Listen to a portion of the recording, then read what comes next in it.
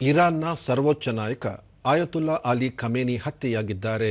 Iran ಸರ್ಕಾರ ಆಯತುಲ್ಲಾ ಅಲಿ ಖಮೇನಿಯ ಸಾವನ್ನು ದೃಢಪಡಿಸಿದ್ದು, ದೇಶಾದ್ಯಂತ ತುರ್ತು ಪರಿಸ್ಥಿತಿ ಸಹಿತ 40 ದಿನಗಳ ಶೋಕಾಚರಣೆ ಘೋಷಿಸಲಾಗಿದೆ. ನಿನ್ನೆಯಿಂದ ಇರಾನ್ನ ರಾಜಧಾನಿ ಟೆಹರಾನ್ ಸೇರಿದಂತೆ ಇರಾನ್ನ ಬಹುತೇಕ ಎಲ್ಲ ನಗರಗಳ ಮೇಲೆ ಅಮೆರಿಕ, ಇಸ್ರೇಲ್ ಸೇನಾಪಡೆಗಳು ಜಂಟಿ ಕಾರ್ಯಾಚರಣೆ ನಡೆಸಿ ಕ್ಷಿಪಣಿ ದಾಳಿ ನಡೆಸಿದ್ದವು.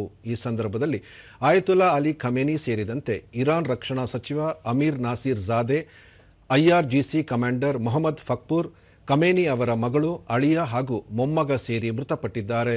ಆಯತುಲ್ಲಾ ಅಲಿ ಖಮೇನಿ ಅಡಗಿದ್ದ ರಹಸ್ಯ ಬಂಕರ್ಗಳ ಬಗ್ಗೆ ಖಚಿತ ಮಾಹಿತಿ ಪಡೆದುಕೊಂಡ ಇಸ್ರೇಲ್ನ ಗುಪ್ತಚರ ಸಂಸ್ಥೆ ಮೊಸ್ಸಾದ್ ಬಂಕರ್ ಸ್ಫೋಟಕ ಬಾಂಬ್ಗಳ ಮೂಲಕ ದಾಳಿ ನಡೆಸಿತ್ತು. ದಾಳಿಯಲ್ಲಿ ಆಯತುಲ್ಲಾ ಅಲಿ ಖಮೇನಿ ಸೇರಿದಂತೆ 7 ಮಂದಿ ಅಧಿಕಾರಿಗಳು ಮೃತಪಟ್ಟಿದ್ದಾರೆ. ಇರಾನ್ನ ಅಧ್ಯಕ್ಷರ ಅರಮನೆಯ ಸಮೀಪವೇ ಇರುವ ಬಂಕರ್ನ ಸನಿಹದಲ್ಲೇ ಖಮೇನಿ ಅವರ ಪಾರ್ಥಿವ ಶರೀರ ಪತ್ತೆಯಾಗಿದೆ. ಪಾರ್ಥಿವ ಶರೀರವನ್ನು ಇರಾನ್ನ ಸೇನಾಧಿಕಾರಿಗಳು ವಶಕ್ಕೆ ತೆಗೆದುಕೊಂಡಿದ್ದು, ಮುಂದಿನ 7 ದಿನಗಳ ಕಾಲ ಟೆಹರಾನ್ನಲ್ಲಿ ಸಾರ್ವಜನಿಕರ ಅಂತಿಮ ದರ್ಶನಕ್ಕೆ ವ್ಯವಸ್ಥೆ ಮಾಡಲಾಗುವುದು ಎಂದು ಘೋಷಿಸಿದೆ.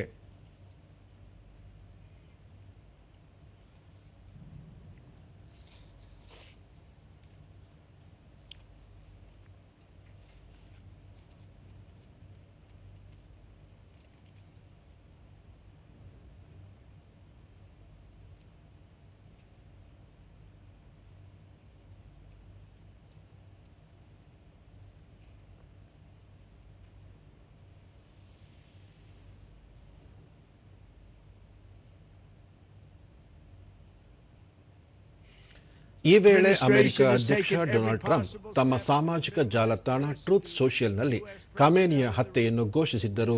ಇರಾನ್ನ ಸರ್ವೋಚ್ಚ ನಾಯಕ ಹತ್ಯೆಯಾಗಿರುವ ಹಿನ್ನೆಲೆಯಲ್ಲಿ ಅಲ್ಲಿನ ರೆವಲ್ಯೂಷನರಿ ಗಾರ್ಡ್ಸ್ ಸೇರಿದಂತೆ ಇರಾನ್ ಸೇನೆ ಹಾಗೂ ಎಲ್ಲ ಬಗೆಯ ಭದ್ರತಾ ಅಧಿಕಾರಿಗಳು ಯುದ್ಧ ಮುಂದುವರಿಸಲು ಇಚ್ಛಿಸದೆ ಶರಣಾಗಲು ಬಯಸಿದ್ದಾರೆ ಎಂದು ಸಹ ಟ್ರಂಪ್ ತಿಳಿಸಿದ್ದಾರೆ. That you must lay down your weapons and have complete immunity, or in the alternative, face certain death. So, lay down your arms, you will be treated fairly with total immunity, or you will face